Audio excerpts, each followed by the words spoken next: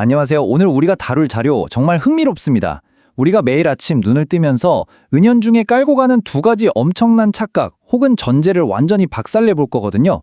나는 내 생각대로 독립적으로 움직인다. 그리고 내가 보는 세상은 있는 그대로의 진짜 현실이다. 글쎄요, 과연 그럴까요? 오늘 살펴볼 내용들은 이 거대한 두 가지 환상을 아주 철저하게 해체해 줄 겁니다. 바로 들어가 볼까요? 우리가 철석같이 믿고 있는 기본 설정값부터 한번 건드려보죠. 우리는 다들 똑같은 파란 하늘을 공유하고 있고 또 스스로 꽤나 독립적인 개인이라고 생각합니다. 이게 우리가 가진 환상이죠.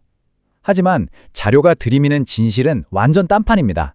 사실 우리는 보이지 않는 거미줄처럼 타인과 엄청나게 얽혀서 영향을 주고받고 있고요. 심지어 우리가 보는 이 세상마저도 사실은 우리 뇌가 아주 주관적으로 재구성해낸 결과물이라는 겁니다. 자, 그럼 여기서 여러분 스스로에게 한번 물어보세요. 평소엔 진짜 조용하고 수줍음 타던 친구가 콘서트장이나 스포츠 경기장 한가운데서는 갑자기 완전 딴 사람처럼 과격하게 돌변하는 거 보신 적 있으시죠?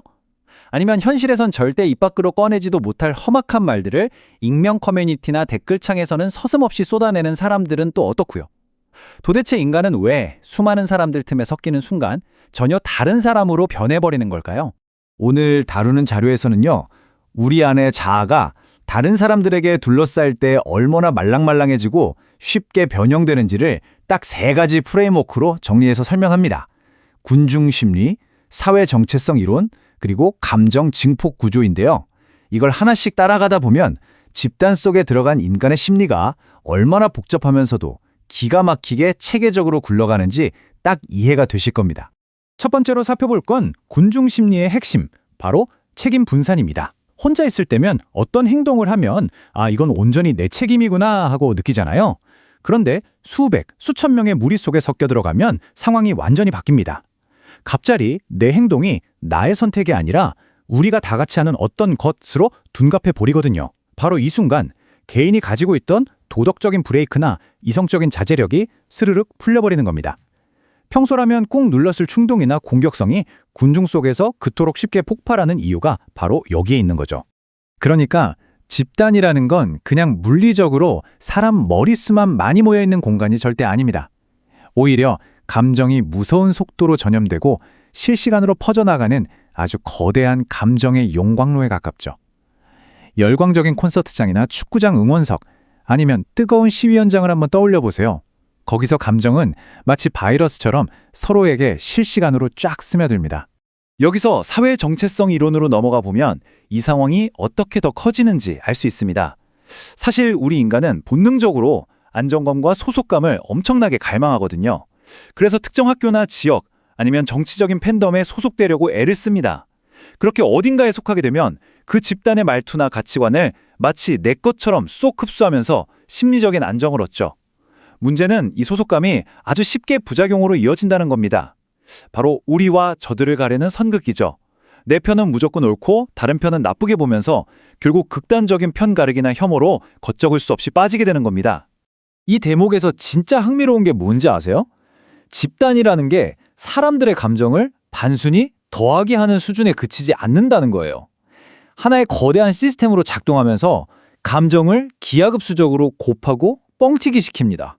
우리는 무의식적으로 다른 사람의 감정을 읽고 따라가야 하는 공감 능력을 가지고 있는데 이게 집단 속에서는 서로의 감정을 계속 반사하면서 덩치를 키우는 일종의 거대한 증폭기 역할을 해버리는 겁니다. 그리고 현대사회에는 여기에 기름을 들이붓는 완벽한 가속장치가 있죠. 네, 바로 소셜미디어입니다. 인터넷의 좋아요, 댓글, 공유, 실시간 반응 같은 것들은 이 감정 증폭 엔진에 아주 폭발적인 연료를 쏟아붓습니다. 혼자 속으로 삭힐 만한 작은 불만도 온라인의 집단 반응을 거치면 그야말로 엄청난 분노와 혐오로 진화해버리잖아요. 결국 사람들은 중간지대라는 건 싹 잊어버린 채 극단적인 흑백 논리로만 세상을 심판하게 됩니다. 감정이 극단으로 치닫는 완벽한 굴레가 완성되는 거죠. 자, 그럼 여기서 아주 중요한 전환점이 찾아옵니다. 우리의 자아나 행동이 다른 사람들에 의해 이렇게 쉽게 빚어지고 바뀐다면 우리가 보고 듣고 느끼는 이 물리적인 현실은 어떨까요? 그건 진짜 있는 그대로의 객관적인 현실이 맞을까요? 우리는 이제 두 번째 핵심 파트로 넘어가서 과연 우리가 경험하는 이 세상조차 진짜 현실이 맞는지 근본적인 질문을 던져보려고 합니다. 우리가 살펴볼 이 두 번째 파트에서는요, 우리가 흔히 순수하고 객관적인 현실이라고 믿는 그 굳건한 착각을 완전히 박살내줄 세 가지 렌즈를 제시합니다. 바로 양자역학의 관찰자 효과 비유, 인지심리학, 그리고 철학적 관점입니다. 자, 이제 우리의 현실 감각을 하나씩 분해해 보겠습니다. 첫 번째로 양자역학에서 빌려온 철학적 비유인데요. 이거 정말 재밌습니다. 양자 세계에서는 관찰이라는 행위 자체가 결과에 영향을 미치잖아요. 이걸 우리 삶에 비유해보면 인간은 그냥 눈앞에 펼쳐진 우주를 가만히 녹화하는 감시 카메라가 아니라는 뜻이 됩니다. 무언가를 관찰하는 그 순간부터 이미 우리의 감정이나 기대, 그리고 우리만의 해석이 아주 적극적으로 끼어든다는 거예요. 한마디로 우리는 현실을 있는 그대로 복사해서 가져오는 게 절대 아닙니다. 여기서 인지심리학은 한 발짝 더 깊이 들어갑니다. 바깥 세상에서 벌어지는 어떤 사건이 우리 뇌로 들어오는 순간을 한번 상상해 보세요. 우리 뇌는 그야말로 아주 공격적이고 편파적인 편집장으로 돌변합니다.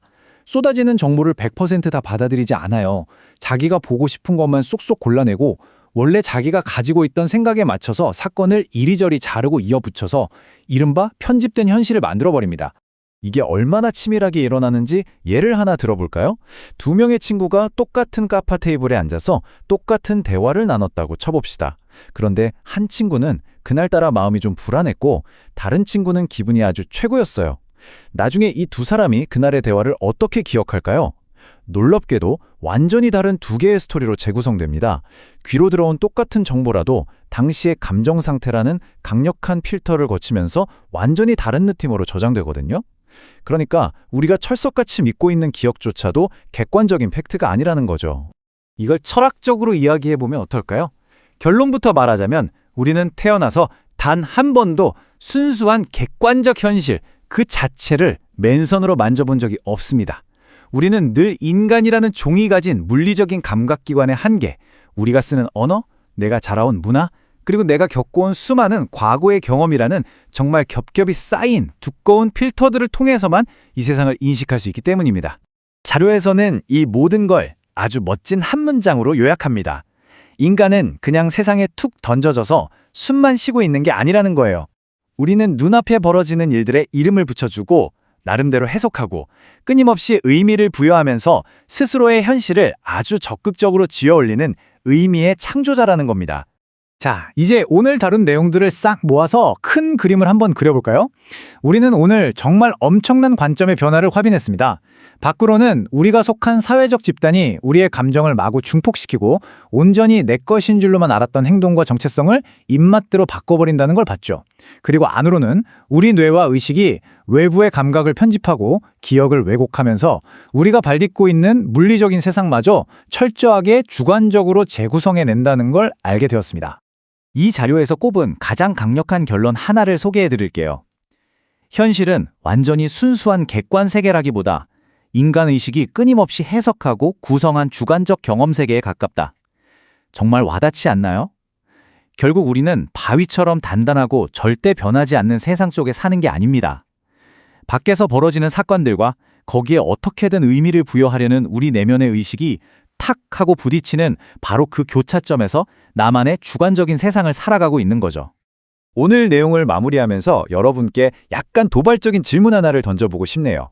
지금 이 순간 여러분이 철석같이 믿고 있는 나라는 정체성, 그리고 의심의 여지 없이 진짜라고 느끼는 여러분 눈앞의 이 현실 중에서요. 다른 사람의 영향이나 내 뇌의 교묘한 편집을 다 걷어내고 오직 100% 진짜 순수한 내 것이라고 확신할 수 있는 부분은 과연 얼마나 될까요? 오늘을 계기로 여러분 주변의 사람들과 여러분이 마주하는 세상을 완전히 새로운 질문 가득한 눈으로 다시 한번 바라보시길 바랍니다. 저는 다음 시간에 더 흥미로운 분석으로 찾아오겠습니다.